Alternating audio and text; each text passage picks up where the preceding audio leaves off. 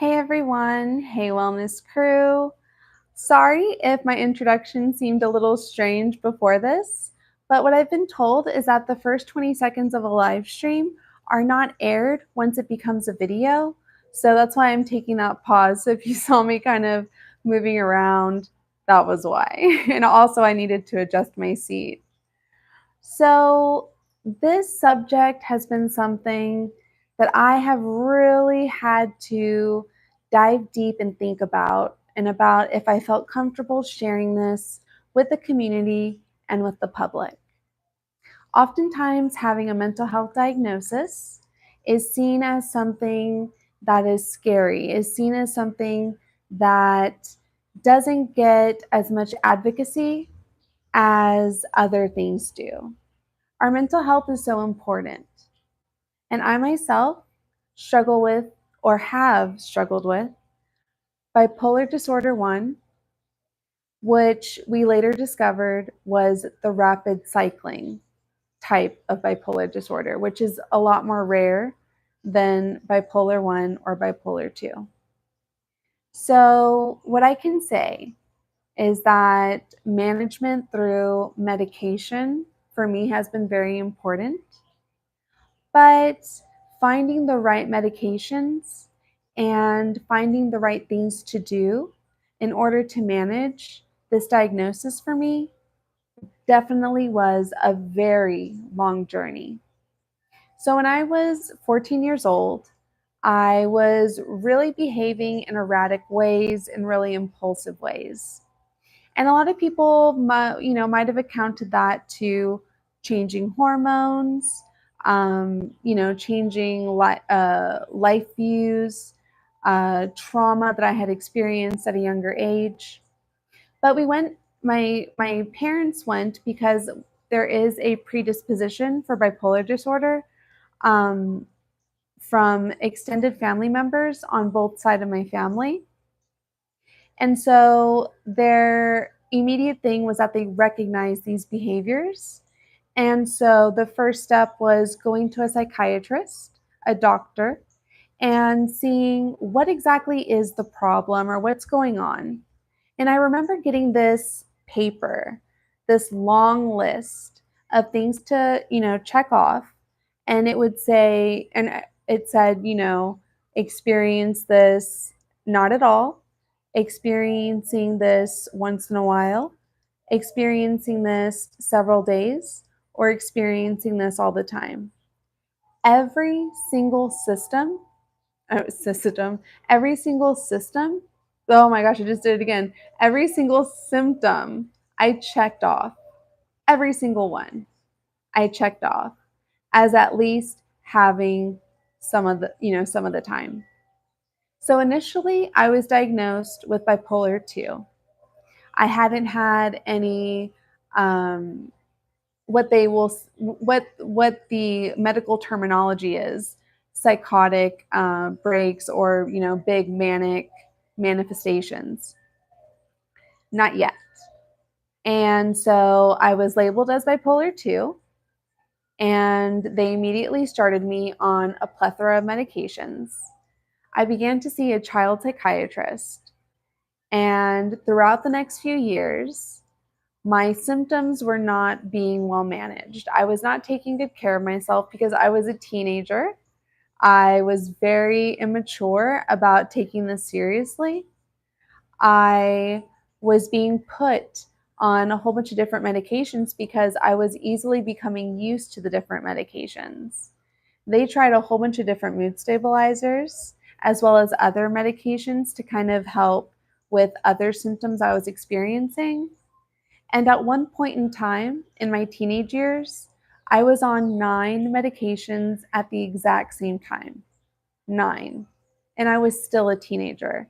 Being on 9 medications is very extravagant for someone with bipolar disorder or someone with any mental health diagnosis that doesn't also have some type of physical ailment or physical diagnosis. When it's simply a mental health issue, it's very rare to be on 9 medications at the same time, especially when you're a teenager. So at that time, my bipolar disorder really wasn't being managed. And when I do open up about this to people, they often ask me, what are the symptoms of bipolar disorder? Or are you crazy? you know? And so a lot of the symptoms include impulsivity when it comes to shopping, when it comes to relationships. You'll see cycles. And with bipolar 2 disorder, these cycles are usually lasting a minimum of 2 weeks. And the original title of bipolar disorder was manic depressive. And then that changed to bipolar disorder. But I think manic depressive probably sums it up a little bit more accurately. So these 2 week cycles would be a stage of mania. So a lot of the impulsivity problems, having issues with money, having issues with, being stable, having your emotions moving around a lot. Um, then there could be a cycle of depression. So the inability to get out of bed, the inability to function, the inability to get out of underneath that cloud, that enormous cloud of just being unable to do really anything. So initially, I was experiencing cycles like that, but I was not taking my medication regularly. I was not exercising regularly. I was not doing the inner work things that I've done as an adult. So there was a lot of aspects to things, and I wasn't eating, right. So there's a lot of aspects to this. That was the reason why my symptoms were so significant. After 14 years old, when I was just a few years older, and after I had been inside of a mental health facility, I had a manic break, right? So in this mania, I was completely uncontrollable. I was completely erratic. I made a lot of really poor decisions. I wasn't sleeping. I was very almost delusional, I guess would be the best way to say it. It was just, being delusional, being kind of paranoid, being just not with reality, wanting to go, go, go, go, not requiring sleep. And again, taking my medication at this time, it was not a routine thing for me. I was very careless with that at that time. So after having this manic cycle that lasted well over 2 weeks, I was diagnosed with bipolar 1 disorder, which means that you have had a manic episode, or you have had a major depressive episode, or you've had both within a year. So once I was diagnosed with the bipolar 1, it became much more targeted. The medications and things like that, that's when it really started to ramp up. That's when I was starting to get closer to having to take 9 different medications, seeing a therapist, because at that time, that was all that really was available. There wasn't a lot of things regarding inner work, regarding the importance of keeping a routine, the importance of eating, right, or at least better, the importance of exercise, the importance of all the things that now we know, right? Especially post COVID, when we had this explosion of mental health conditions being diagnosed. A lot more since I was a teenager. A lot more research has been put into bipolar disorder. There's been a lot more things that we have become aware of that contribute to symptoms. And just because the therapies that I had available to me, and that's all that really was available to me at that time, it was medication and therapy. So, processing information with another person, for me personally, it was sometimes helpful and sometimes not helpful. Um, I remember getting into addiction. um, a little later in my teenage years. And thankfully, it wasn't for a very long period of time. It was only for several years. It ended with right before the pregnancy of my oldest child. And so I was about 23. So there was probably about four years of addiction in my youth. And what I started to realize and understand, later on, this is not within the time frame of being in these manic or depressive places or being hypomanic, which is when you're kind of not fully in a manic, like breakage episode, but being hypomanic is when you are in the middle of a normal state and a manic state. So you will see more still some of that impulsivity, still some of that inability to control your emotions, the spending money, the lack of sleep, the overwhelming energy, that need to just do anything and everything, anything to just, sometimes at a very, very self-destructive, a very self-destructive way. So while I was in addiction, I I didn't understand that what I was doing was self-medicating, because what I was doing wasn't working. I was trying to self-medicate and manage my symptoms through being in addiction. So that happens with a lot of people that have bipolar disorder. You'll see an uptick in their use of illicit drugs or becoming addicted to things like alcohol, because what they're trying to do is they're self-medicating. They're trying to get themselves to some type of baseline or to always feeling a certain type of way, because now that you've gotten into the addiction spectrum, it really does mess with the bipolar disorder irrevocably. So once I got past that stage, while I was in my first pregnancy, I didn't take any medication. It was a successful pregnancy. I have, an almost 13-year-old as a result. And after that, and throughout this time before that, I had visited an inpatient treatment center on multiple occasions, especially when I would have these manic episodes. They would try stabilizing the medication, they would use talk therapy, there would be educational classes about how to manage symptoms and how to live with this. But there's a lot of times that some people with bipolar disorder have a very difficult time coping with their symptoms. So for me and for other people with bipolar disorder, specifically bipolar disorder 1, it led to suicide attempts. As a younger teenager, and again, this is so hard to talk about. This is so difficult to really bring up because I'm always afraid of people hearing my story and thinking, oh my gosh, she's insane, she's crazy, or she used to be. And the truth is, I really was very unstable in the past. I wasn't in control of this diagnosis. I didn't like to talk about it because there was so much stigma and so much shame regarding it.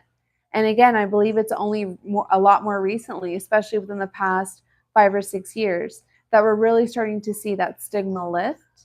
So that's why I feel a little bit more comfortable talking about my story, explaining my story. And the reason that I'm doing this is because I really want, even if this just helps one person who is struggling with bipolar disorder, or who is afraid to talk about it, I want you to know that I myself am so afraid to be talking about this. But at the same time, I know it's important because there are people out there struggling. And it is possible to get on the other side of it, to find stability, to find peace. But it takes a lot of different things. It takes a lot of work. It takes a lot of maintenance. So there was a book that I read called Wasted by Maria Hornbacher, and it detailed an eating disorder story, which is something that I also suffered with in my past, in my teenage years. And then she had a book after that called Madness. And in Madness, she really dives in depth to her struggle with bipolar disorder. But she realized that, and she was diagnosed with rapid cycling bipolar disorder, type 1. So, with that, rapid cycling means that you can just go from manic to depressed within a day, within several days. It's not about having a 2 week or more cycle of mania or depressive symptoms. This is where it's every day. And once I read that book, I really identified with that because I was like, this is exactly what's going on with me. I'm having these extreme highs and lows, but they're not in 2 week or longer periods of time cycles. These are happening during the day. This is all very out of control, or felt very out of control. I was starting to be able to understand why I was self medicating, why I had to be trying all these different medications and different therapies and stuff. Because at that time, like I said, that's all that was available. And experiencing that was incredibly scary, but it was also life changing to understand that, hey, there's this aspect of this diagnosis that you are not aware of, but that you may identify with. And that's how you can learn more about how you can more effectively treat this diagnosis. So I read that and I realized that's me. That's me to a T. And I spent a lot of years, again, relying on medication, relying on talk therapy. This is before I really got into inner work. And I would definitely have periods of stability where there would just be maybe some hypomania, some light depression. Um, but there were periods of stability where I did not need to be in an inpatient uh, mental health center. So that there wasn't always this chaoticness. There were times when they were able to get it under control. And back then, it was using medications like Trileptal, uh, using medications like Geodon, right? So again, the problem with me was that at the time I had a very high metabolism. So I would get used to medications, used to their dosages very quickly, and they would always have to increase the medications. The worst medication I personally feel like I have ever been on is lithium. Lithium made me feel incredibly lethargic. It made me feel very uncomfortable in my skin because it does lead to weight gain, or it can lead to weight gain. And a lot of these medications that they have out there to treat bipolar disorder, they have indications of weight gain. And that was a big thing for me. I was like, I don't want this to be something that is going to ruin my metabolism or is going to keep me from looking the way that I feel most comfortable looking. Now, at that time, back, in my teenage years, that was being at an unhealthy weight, a very unhealthy, really too light weight. Um, and becoming more mature and having children, it really allowed me to accept my body as this incredible tool, this incredible instrument. It really helped me understand that it was so incredibly important for me to get my mental health in check, because I really need to be the best mother that I can be for my children, but also an example, because my children have a 50% chance of also developing this disease. So I needed to be able to learn how to control this disorder. And I also had to learn how to be in a place of learning how to teach my children in the event that they would be given this diagnosis or another type of mental health diagnosis. They gave me a lot of different uh, diagnoses in addition to bipolar disorder, because again, there was a time when I was on 9 different medications at the exact same time. Some of those medications were just treating the side effects of some of the other medications. They had me on Abilify. They had me on um, Zoloft. They had me on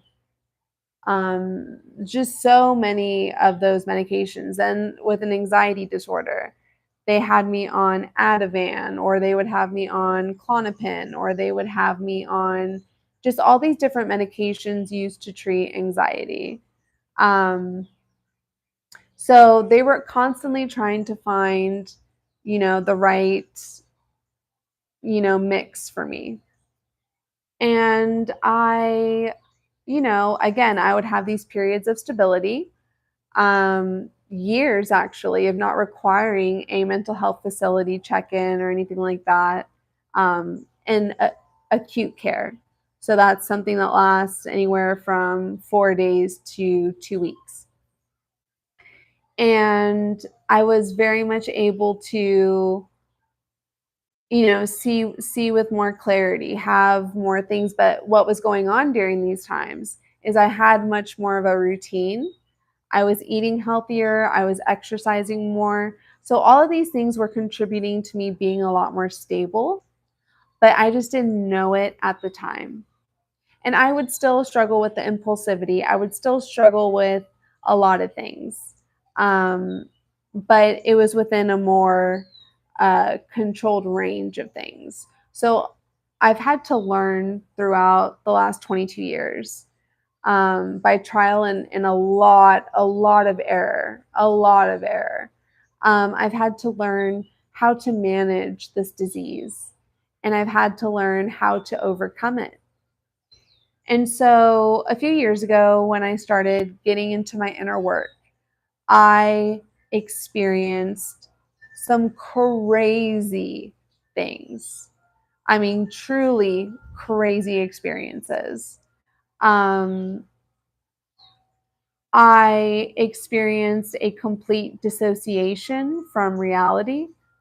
I saw things that were not happening right in front of my eyes when a totally different situation was occurring. So all of this started to stem up when I was really getting into how to heal my trauma and how to overcome certain obstacles that I was experiencing in life. And when you add stress to this diagnosis, that is just more of a chemical, a recipe for disaster, a recipe for more significant, um, symptoms coming out, being released, being evident to those around you. But experiencing that complete dissociation from reality, seeing things occur, I mean, in the entirety, like looking around and seeing something completely different than anybody else saw.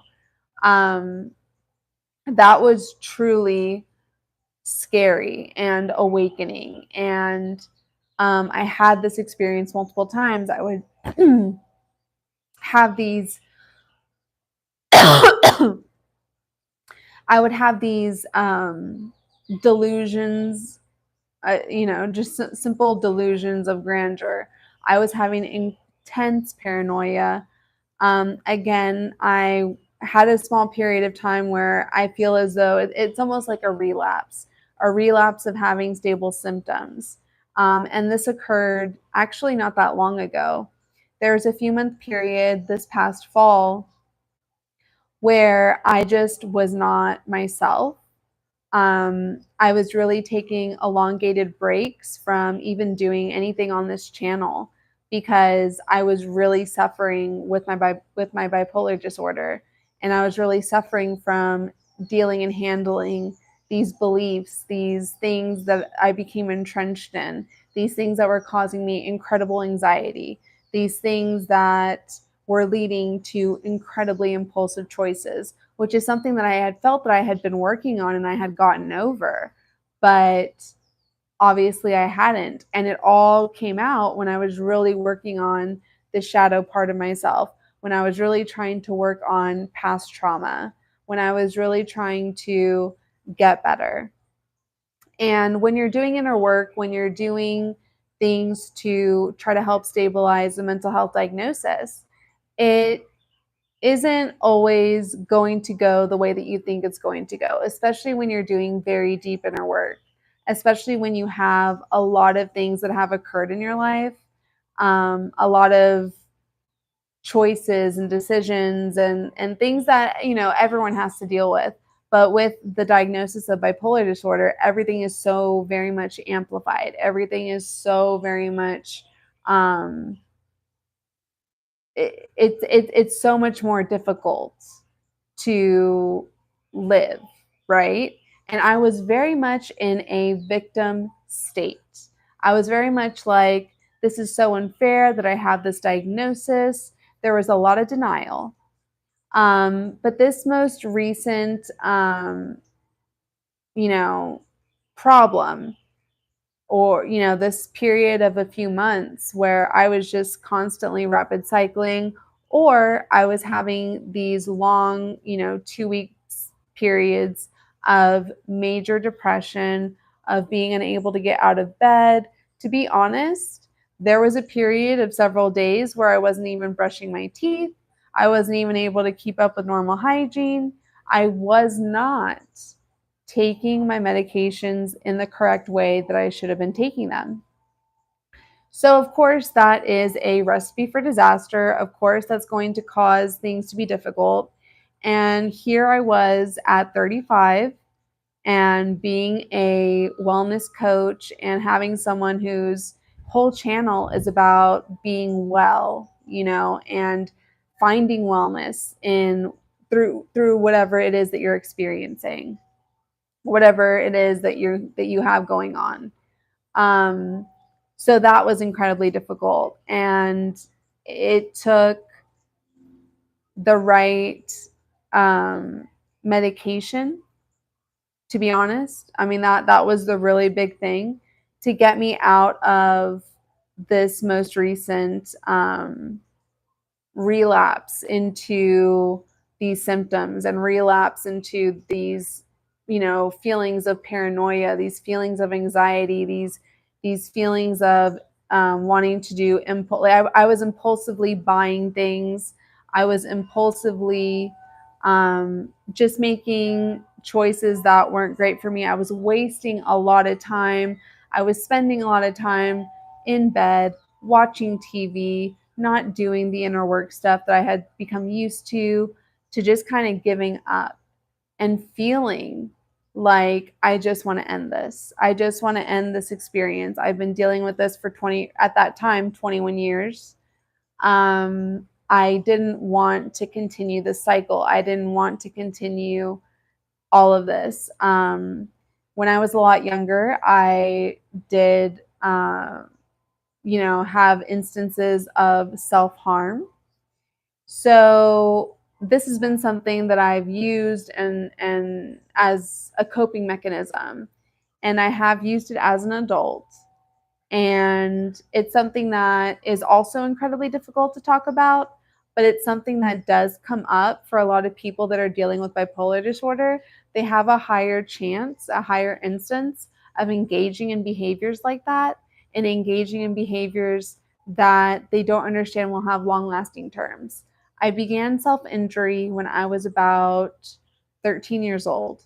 And I had no idea that it would become the coping mechanism that I would have. I had no idea that I would end up, riddled with very light scars, but still scars.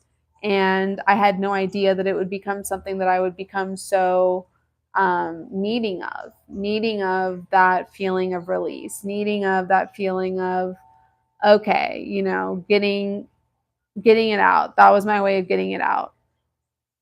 So I had a particular really bad situation during this most recent uh, ending and experience of what had been going on off and on for several years, right? Periods of being fully present, being here, not having to deal with things, and then cycles of being back in it and, not being able to maintain a routine, not being able to um, totally maintain my clientele, not being able to function just at a normal level, or at a level that would be acceptable for most people. And that period of time, this most recent period of time, so this past fall, I just felt like such a complete and utter failure. I felt so phony. I felt so fake because here I am trying to promote wellness when I wasn't practicing what I was preaching. Um, Whether or not that's my fault, I take responsibility for it, because one thing I'm big about, and one thing that I've really realized through inner work, through my experience with human design and the gene keys, it's been so incredibly helpful for me. But through these things, through these developmental, self-development mental tools, um, these therapy, workbooks, things like CBT, DBT, um, these things have been helpful and promoted, my wellness. But when I wasn't under the right amount of or the right type of medications, or it wasn't the right fit, I had to try to deal with the symptoms, um, pretty much rearing their heads and not being stabilized and not being at a place where, again, where I could function, where I could be um, a functional person. It was just incredibly difficult. So I, you know, was having an increase in mental health facility visits. And to be honest, once they found the right combination of medication, it took about 2 weeks. And the majority of things really just disappeared for me. I came back to doing inner work. I came back to doing the things that I am passionate about, which is very much this channel. It's very much, being the most fully realized version of myself, but also being able to be honest and being able to say, look, this is something that I have struggled with for a very long period of my life. And there have been parts where I've been good, there's been, years of, periods of goodness, of not requiring going into a mental health facility, of not requiring a huge change up in medication, of not requiring that more intense care, So I feel very, very, very happy to have come on the other side of that, to be in a place of stability, to be in a place of a lot more assurance, a lot more comfortability, with knowing how to handle this diagnosis, with knowing that because of the fact that it's bipolar 1 and bipolar rapid cycling specifically, understanding that and understanding how to treat it using methods that were very unconventional, especially regarding inner work, regarding shadow work, following really just one specific person on YouTube that was talking about things that kind of were starting to resonate with me, and I felt very related to, and I felt like it was um, a huge thing to kind of help me, stay on path. When I, started to really be careful of the things that I am ingesting. And when I am saying that, I mean content, I mean people, I mean putting myself in certain situations, because that was one of the most difficult things with the impulsivity aspect. Putting myself in situations more when I was younger than, as a I'm not middle aged, but I'm 36. So, being in this, area of still experiencing some of these things in my 30s, and my second pregnancy being incredibly difficult, and um, having a lot of um, issues during that pregnancy with my mental health, and being just so afraid and so paranoid. And during that time is when I was experiencing that total break from reality and completely seeing situations that were not occurring in any capacity, having these incredibly difficult and incredibly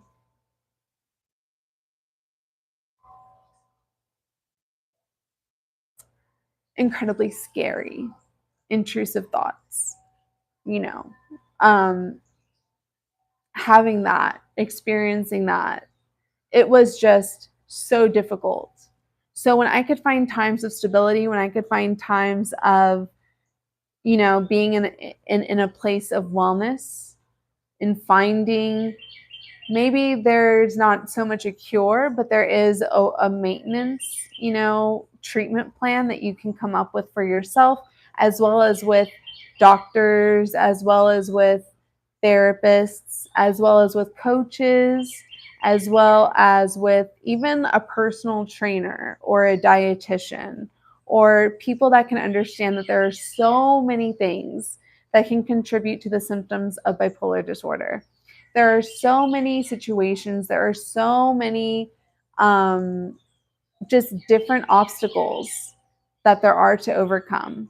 And there's not a cure. There's not a cure.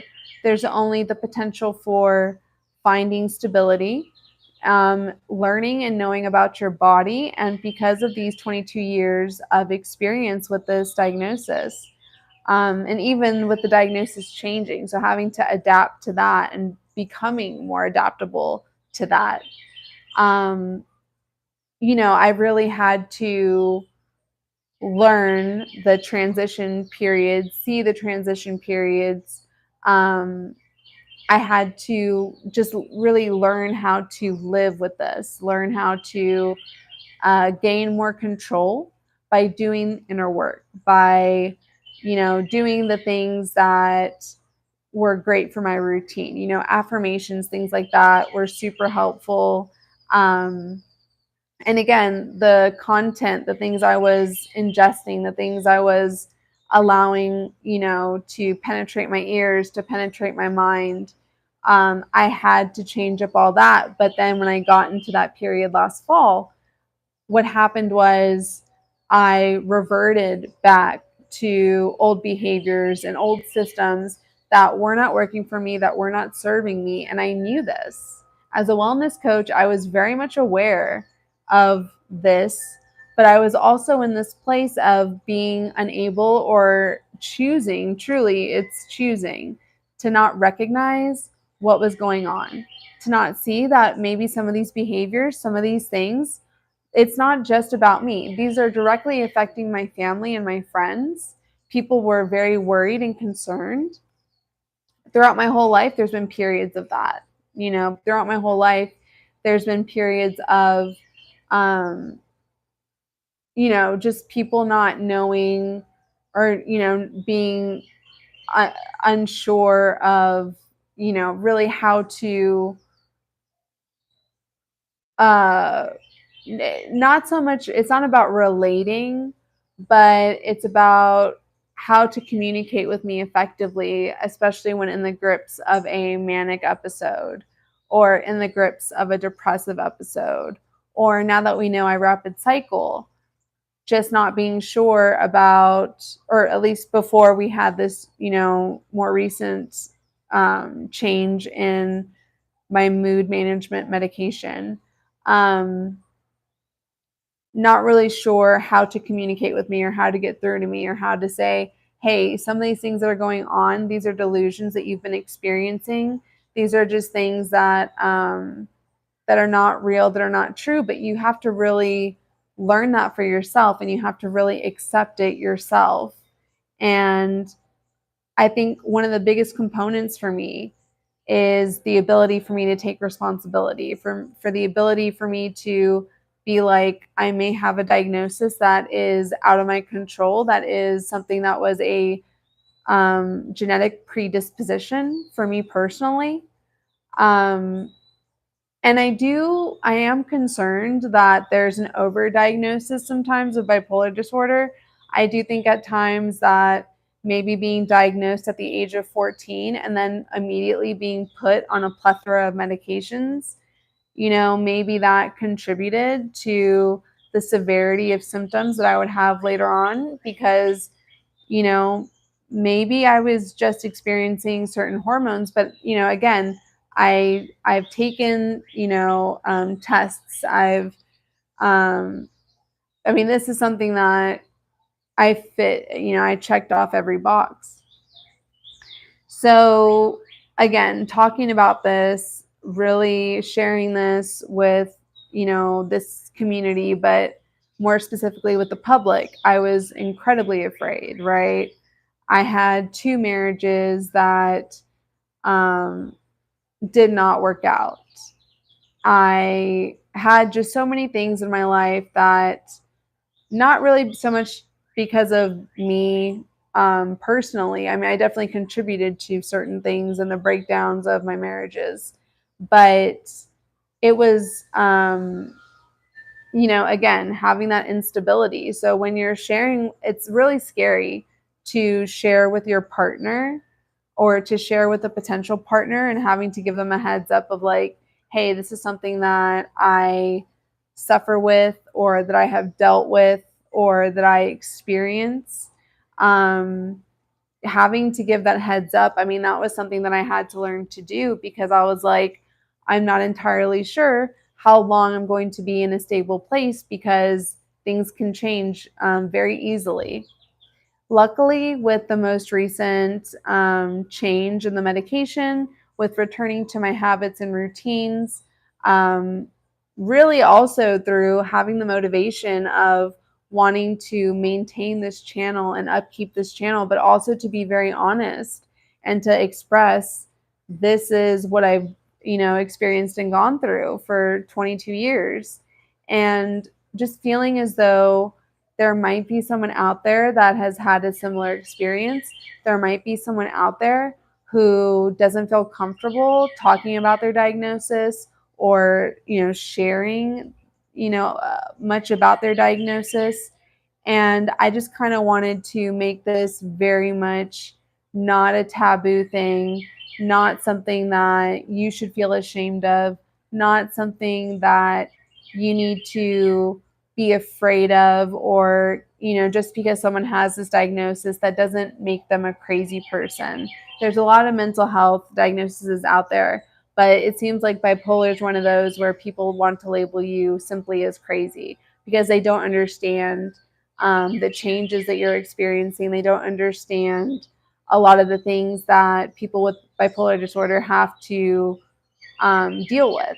Again, things can be very much out of your control. So when I'm talking about taking ownership of things throughout my channel and through my videos and through some of my live streams, when I'm talking about taking accountability, I'm letting you know I myself take accountability for these things, even though I'm very much aware it's not my fault. It's not about blame. It's not about blaming certain family members for having this predisposition and for me getting it or whatever. It's not about that.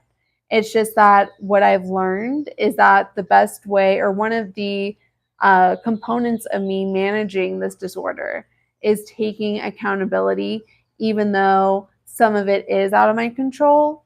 It's taking accountability for the different highs and lows, for the different things, for taking accountability for the behaviors that I am, doing, even if I'm in the midst of being hypomanic or being severely depressed or being in a manic episode. It's still taking that accountability and saying, even if I'm doing everything that I feel like I can in that moment to try to control this, there's always going to be the possibility that at some point it could become uncontrollable again. But developing a routine, really digging into certain components of the past, dealing and overcoming addiction and that need to um, that need to self-regulate through the misuse of certain chemicals and things like that. It really has been so transformative and so helpful. So even with this diagnosis, it's still possible to take a whole bunch of steps forward, but then have yourself have a setback. That's something that's completely natural, completely normal. Again, it's not all in your control. It's just for me personally, when I chose to take responsibility for these actions and for all these things, I found a lot of mental clarity. And I found that it was much easier for me to process these things, for me to understand these things. Journaling, keeping track of the cycles of things that you're experiencing. One of the biggest things for me as well was understanding that in the summer is when I have more of a predisposition to being, more to have a manic episode or to be hypomanic.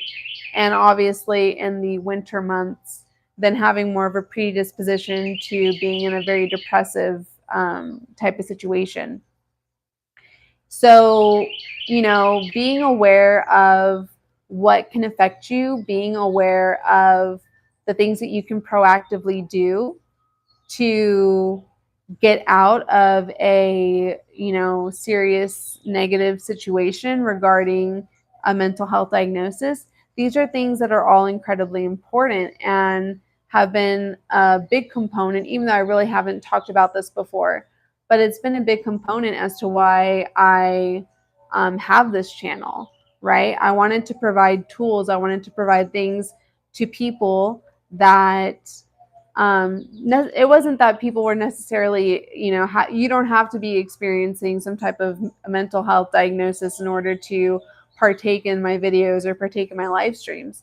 But it was something that definitely shaped, from my end, components of the channel, because I felt as though I needed to help others. I needed to use the insights, use the experience that I've gained over these last 22 years and use it to develop, tools that can help other people, tools that can, really help with the self-regulation, that can really help with the um, just the different things that people go through in life, regardless of if you have some type of diagnosis or not, whether or not you're dealing with some type of, mental health situation or not. Um, I wanted to make something that could be applicable to all. But again, this being the first time of really kind of doing a deep dive into this particular thing, sharing this in particular with not only the wellness crew, but with the public. It's something that I just felt was going to potentially help somebody, was going to potentially um, kind of make a shift potentially in how people saw or chose, if they wanted to choose to put me in a category, now that I've shared this, of oh, this bitch is crazy, or whatever, or if people were going to come with more compassion. But regardless, for me, it doesn't really matter how it's taken, as long as there's one person out there that this reaches and that this helps. Even if it's just one person, and even if I never get a comment about it, I never get a like for it, if I never, get any type of reception, but just having the idea and having the awareness of, through this experience, knowing that there is an opportunity, there is a place for stability, there is a place to manage this seemingly uncontrollable diagnosis. So, and a big thing too is also not having shame about it. So, I don't think it's shameful to have a mental health diagnosis. Of course, I'm biased because I have them. I've had several of them in the past. And so but these are all things that you can learn and grow from. You can learn just from really paying attention, from being mindful, from doing, again, all of the things that on this channel I've talked about. It was helping me as well. It was helping me to share the things that have helped me. It was helping me to um, become a much more evolved version of myself, coming from a place of having this, the self-esteem of being a pile of shit to now being something where I'm like, you know what? Sharing this type of information, sharing my truth, it's just going to be something that for me I felt was inevitably going to be something I felt like I had to touch on, because I think it's so important to really talk about the issues that we face when there's the potential for helping, when there's the potential for illuminating other people and showing other people, hey, it is possible to get on the other side of this. Now, does that mean it's forever? Not necessarily. It's very similar to having small relapses, even if you are doing everything in your power, especially with the diagnosis that I have, which it is incredibly difficult to control. Um, but I know that I'm on a much better path. I'm on a much better road to successfully, not necessarily conquering, but being able to manage the symptoms in a healthy way, being able to do things that are much more in my wheelhouse of being well, of um, maintaining this ability to have everything a lot better managed. So it's possible. It's possible to get there.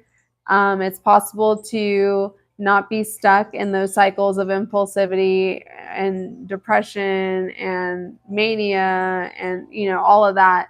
It's possible to get out of it. It's possible to get out of doing self-destructive behaviors. It's possible to find the tools and to be provided with tools. It's all possible. So, as deeply personal as this is for me to share, again, if this just helps one person, I'm so grateful for it. If there is any judgment, if there is any criticism, then that's fine, right? It's kind of like, oh, it was something that I knew I would eventually touch on, but I was just debating when would be the right time or when would be, and I just felt it. I felt this like presence, which, I do have faith in a higher power. For me personally, it's God. But I just felt this energy of like, all right, now's the time to talk about this. We're getting into summer. We're getting into one of the, normal times when things would kind of start to be aggravated again, or things would start to, be in a place very similar to seasonal affective disorder. More than likely, that's probably something that I do have and do struggle with. And, that compounds the typical symptoms of bipolar disorder, but also just providing that education that there is a difference, and depending on the type of bipolar disorder that you have, and depending on the add-ons, right? Like, is it rapid cycling? Is it with psychotic features? Is it with intrusive thoughts? There's all these different types of things, and so I'm very glad now that there's a space for this where there's not as much stigma, there's not as much criticism. So it feels like a safer space to be able to talk about something that for so many years was such a huge stigma for me personally, and something that I really had to deal with a lot of hate about.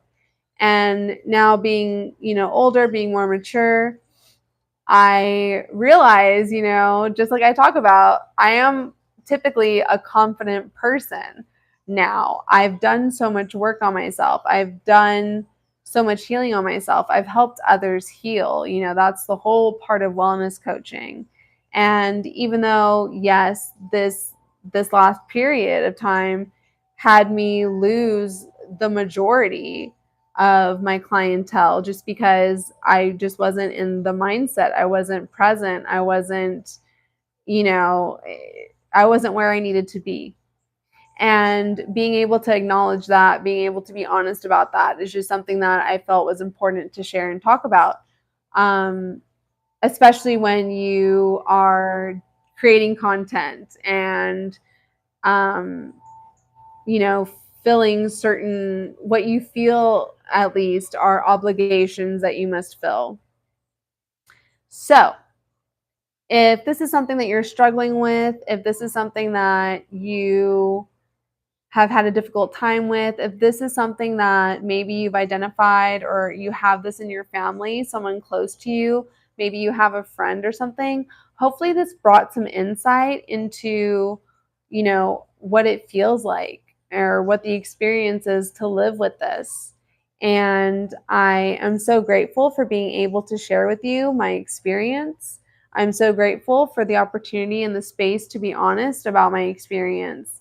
And I just want everyone to know it is definitely possible to get into a place of routine and maintenance and stability. It is definitely possible. So don't ever lose hope in that. Sometimes it's going to just be correcting certain aspects of your life as far as, the majority of people with bipolar disorder do need to be on medication, some type of mood stabilizing medication. There's definitely people that don't go with medication, but I would say that the majority really does need that because the chemicals in our brain just aren't firing at the same level as someone without this type of diagnosis or this type of issue. But I am grateful to be able to share this. I am grateful to be able to say I'm in a great place. I've, really been able to kind of tackle and get a hold of the things that I was experiencing and, some of the setbacks that will, of course, occur and not have guilt, not have shame, not have any type of feeling badly or victimizing myself because there's no need for me to, and there's no need for you to, regardless of if you have a mental health diagnosis or not.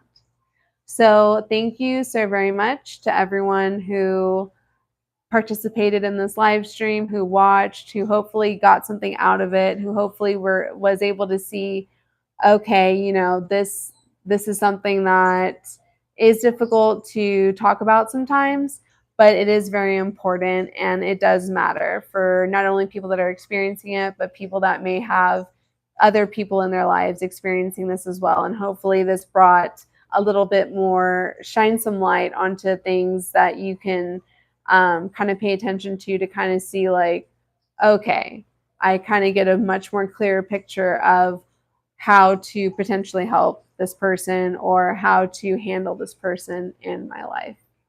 So thank you again. Don't forget to like, subscribe, and or join as it is popping off on the membership tiers. And I will see you on the next live stream or video. Be well, stay wild as well.